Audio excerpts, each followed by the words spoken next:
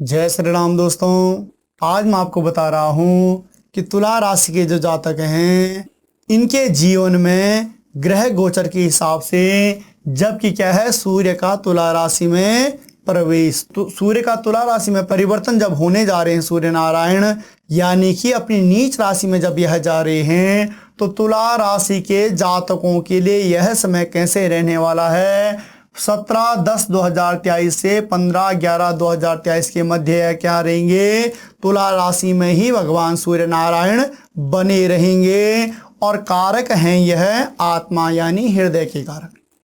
दोस्तों अगर इन 12 राशियों में सबसे आवश्यक अगर किसी राशि के लिए है तो वह तुला राशि के लिए है, क्योंकि तुला राशि के जातकों के लिए स्वयं की राशि में यह बैठे हुए हैं, हमारे केंद्र भाव में यह बैठे हुए हैं, हमारी राशि में यह बैठे हुए हैं। तो ये मान लीजिए इस समय जिनका मतलब कार्तिक मास का जिन बच्चों का जन्म होता है, जिसका जन्म कार्तिक मास का होता है, उस समय मतलब उनके केंद्र भाव के हिसाब से मतलब ये मान लीजिए कि अगर आपका जन्म लगभग 15-17 अक्टूबर से और 15-17 नवंबर के मध्य में अगर आपका जन्म हुआ है तो आपके लिए तो यह विशेष रूप से देखने की इसी आवश्यकता पड़ेगी, क्योंकि आपके लिए यह वीडियो बहुत कुछ बताने वाला है। हम आपको बहुत कुछ जानकारी आज इसके बारे में आपको देने वाले हैं। तो दोस्तों ये मान लीजिए कि जब आपकी तुला राशि हो और 15-17 अक्टूबर से 15-17 नवंबर के मध्य का बीच का जब आपका समय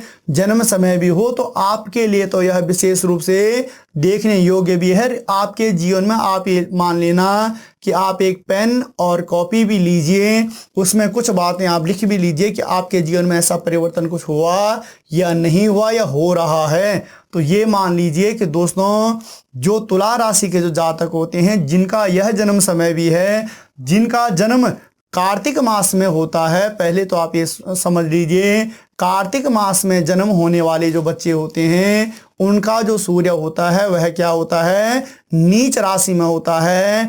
और नीच राशि में जब सूर्य होता है दोस्तों तो ऐसे जो जातक होते हैं वह क्या है, भगवान सूर्य नारायण है, मान सम्मान और प्रतिष्ठा से संबंधित इसके देवता है भगवान सूर्य नारायण।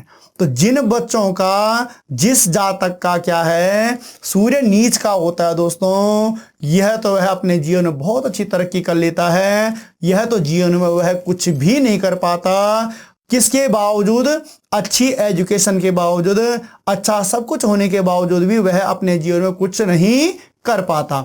इसके लक्षण है दोस्तों क्या होता है कि जब हमारा सूर्य जब नीच का हमारा होता है तो सूर्य नीच का होने का ये तात्पर्य होता है कि वहां पर हमें इन चीजों से संबंधित कोई प्रभाव हमारे जीवन में कभी नहीं पड़ने वाला, वह है मान सम्मान और प्रतिष्ठा।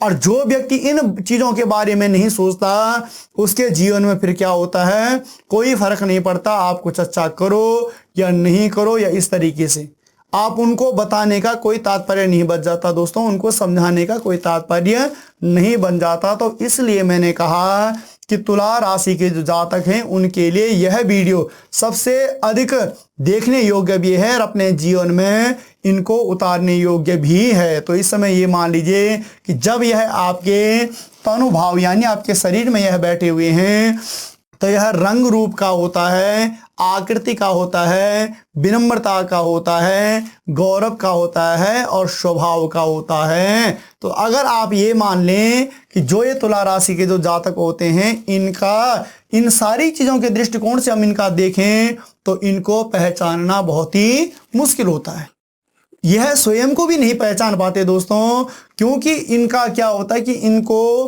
किसी भी चीज से कोई प्रभाव नहीं पड़ने वाला, इनके लिए अच्छा बोलो या बुरा बोलो इनको कोई प्रभाव नहीं पड़ने वाला। कब, जब यह इन चीजों में कुछ वो नहीं लाते। मगर कई बार क्या होता है कि जहां थोड़ा सा इंसान अपने जीवन के बारे में मान सम्मान प्रतिष्ठा के बारे में थोड़ा सोचना शुरू कर देता है, यानी दूसरे की बात को थोड़ा अमल कर लेता है, तो वहीं यह बहुत अच्छे पद प्रतिष्ठित भी हो जाते हैं।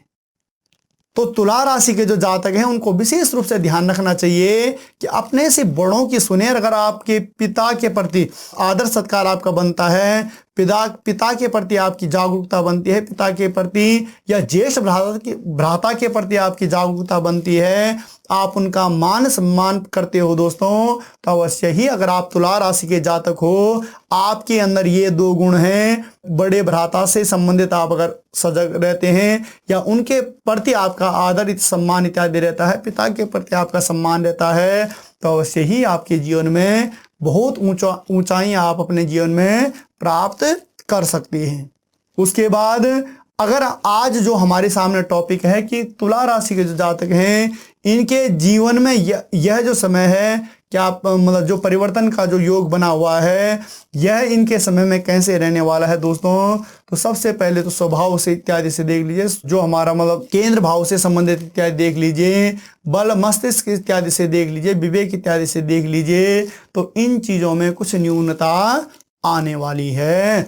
उसके बाद प्रथम, द्वितीय और तृतीय दृष्टि आपकी कहाँ पड़ रही है? भ्रातृभाव में पड़ रही है। और भ्रातृभाव यानी दोस्तों यह क्या है? पराक्रम का भी भाव होता है, स्वयं का भाव भी होता है।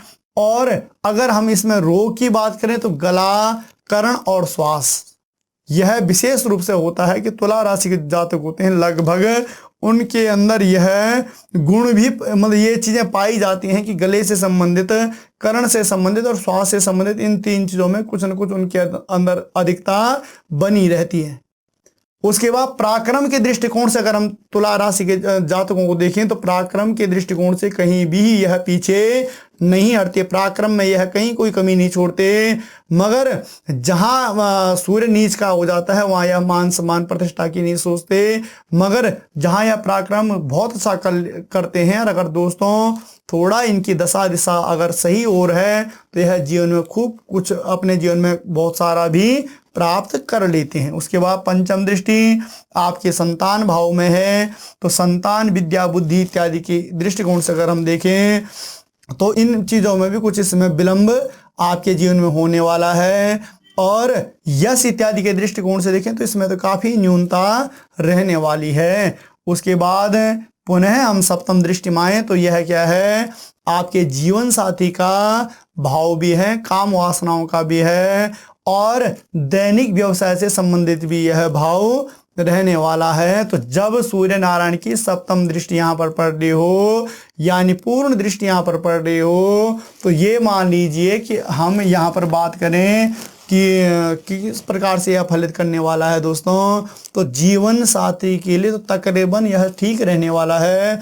मगर अगर आप दैनिक व्यवसाय इत्यादि में आप देखो तो आपका क्या है कि इस समय मतलब मन में काफी विषमता बनी रहेगी। मतलब विषमता का ये तात्पर्य होता है दोस्तों कि कभी आप कार्य क्षेत्र के प्रति आपका रुझान खूब अच्छा बना रहेगा, और कई बार आपके दिमाग में ये सारी चीजें आना शुरू हो जाती हैं कि आज ही छोड़ दें और कल ही छोड़ दें। तो ऐसा दोस्तों बिल्कुल भी नहीं करना, क्योंकि दैनिक व्यवसाय जीवन रोजमर्रा एक ऐसी चीज है दोस्तों कि जो अगर हमारे जीवन में नहीं है तो फिर बहुत दिक्कतें आगे भी बन जाती हैं। यानी कि और भी कोई बनता हुआ जो कार्य होता है उसमें भी बहुत सारी दिक्कतें बनती हुई दिखाई देती हैं। तो इसलिए आपने रोजमर्रा दैनिक व्यवसाय में किसी तरीके से कोई हलचल नहीं करनी या कोई भी उथल पुथल नहीं करनी, यानी कोई भी इस समय उसमें परिवर्तन आपको नहीं लाना है। उसके बाद रही बात भाग्य की, तो नवम दृष्टि जब भाग्य पे पड़ रही हो तो भाग्य, धर्म, तीर्थ,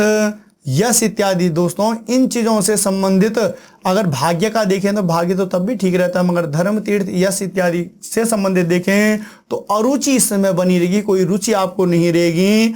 और यहाँ पर विशेष रूप से आपको क्या है कि थोड़ा गुरु का और आचार्य का आप सम्मान कर लीजिए दोस्तों। अगर आप ऐसा करते हो तो 101% आपका भाग्योदय भी होगा।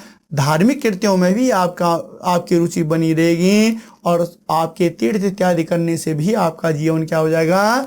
धन्य हो जाएगा। और पुनः यह सारे जो मैंने सूर्य नारायण के दृष्टिकोण से आपको जो बताया, सूर्य का तुला राशि में जो बताया, यह स्वयं की आपकी राशि है। और अगर आपका जन्म महीना यह समय पड़ता है तो दोस्तों आपके लिए भी यह जानकारी बहुत ही उत्तम रहने वाली है। और इन बातों को जो मैं आपको यहाँ पर सारी बातें मैंने तुला राशि के जातकों को बताई हैं दोस्तों, आप कहीं भी इसको मतलब लिख लीजिए। और आपके घर परिवार में कोई भी तुला राशि का जातक हो और या तुला राशि का जातक हो या फिर उसका जन्म समय यह रहने वाला होगा दोस्तों, तो ये मान लीजिए कि लगभग उसका जीवन जो है वो इस प्रकार से रहने वाला होता है। यह तुला राशि के जो जातक हैं उनका स्वभाव भी रहने वाला होता है।